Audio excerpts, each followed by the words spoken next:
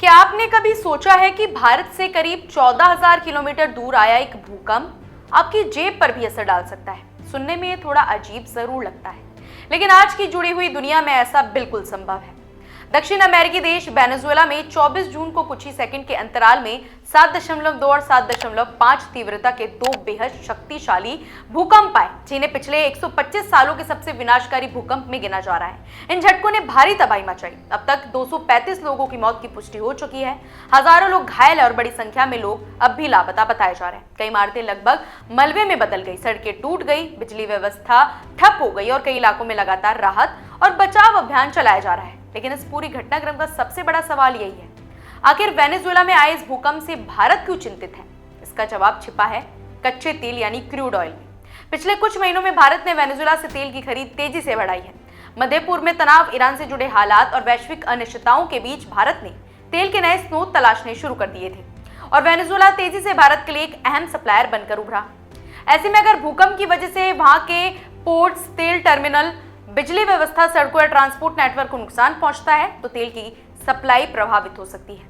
जहाज समय पर पोर्ट्स तक नहीं पहुंच पाएंगे, तेल की लोडिंग में देरी होगी, शिपिंग कंपनियों का खर्च बढ़ेगा और बीमा की लागत भी पहले से ज्यादा हो सकती है। इसका सीधा असर पूरे सप्लाई चेन पर पड़ सकता है, यानी पहले लगातार कंपनियां पर बढ़ेगा, फिर रिफाइनरियों पर और आखिर में इसका असर आम लोगों तक भी पहुंच सकता है।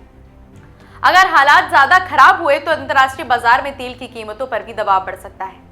हालांकि इसका मतलब ये नहीं है कि अगले ही दिन पेट्रोल और डीजल महंगा हो जाएगा, लेकिन अगर लंबे समय तक सप्लाई प्रभावित रहती है तो असर धीरे धीरे दिखाई देने वाला है। भारत की सरकारी कंपनी ONGC विदेश का भी वेनेजुएला के कई तेल प्रोजेक्ट्स में इन्वेस्टमेंट है।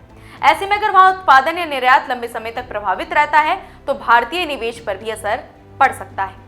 एक्सपर्ट्स का कहना है कि पहले तक वेनेजुएला के साथ कारोबार में सबसे बड़ा जोखिम राजनीतिक अस्थिरता और अंतर्राष्ट्रीय प्रतिबंधों को माना जाता था, लेकिन इस भूकंप ने यह दिखा दिया कि प्राकृतिक आपदाएं भी उतना ही बड़ी चुनौती बन सकती है।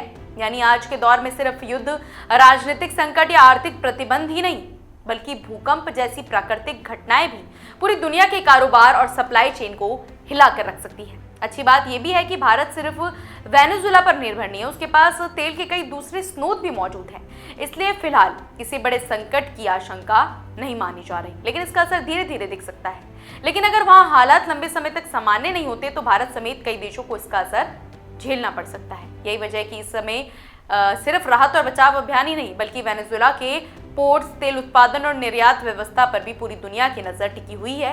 इस घटना ने एक बार फिर ये साबित कर दिया कि आज दुनिया पहले से कई ज्यादा जुड़ी हुई है। किसी एक देश में आई प्राकृतिक आपदा हजारों किलोमीटर दूर बैठे देश, दूसरे देश की अर्थव्यवस्था, व्यापार और आम लोगों की जिंदगी को भी प्रभावित कर सकती है।